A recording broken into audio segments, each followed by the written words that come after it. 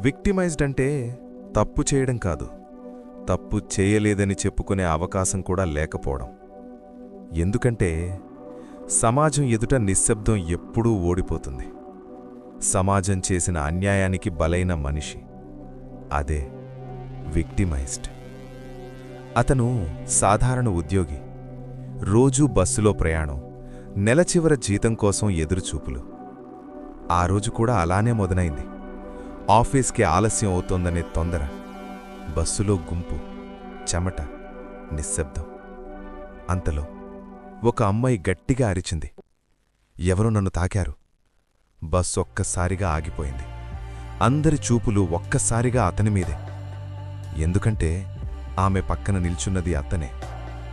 అతను షాకయ్యాడు. నేనా అని కూడా అడగలేకపోయాడు. అతని గొంతు లోపలే ఆగిపోయింది. డ్రైవరు, కండక్టరు, ప్రయాణికులు అందరూ అతన్నే చూస్తున్నారు. నాకేం తెలీదు అన్నా ఎవ్వరూ వినలేదు. ఆ అమ్మాయి ఏడుస్తోంది. ఆమె ఏడుపు నిజమైనదే కావచ్చు, కాని అతని తప్పు మాత్రం కాదు.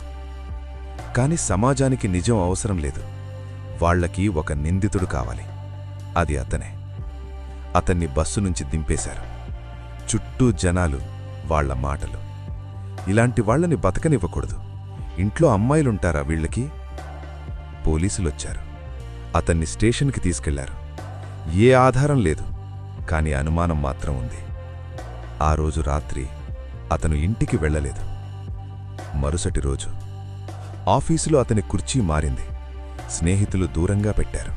అతన్ని చూసే చూపు మారిపోయింది. నిజంగా నువ్వు చేశావా అని ఎవరూ అడగలేదు. ఎందుకంటే తప్పు చెయ్యలేదని నిరూపించుకోవడం తప్పు చేసినట్టు మిగిలిపోవడం కంటే కష్టం. ఒక్క సంఘటన అతని ఆత్మవిశ్వాసాన్ని దెబ్బతీసింది. శిక్షంటే జైలు కాదు, శిక్షంటే రోజూ మనసులో చచ్చిపోవడం.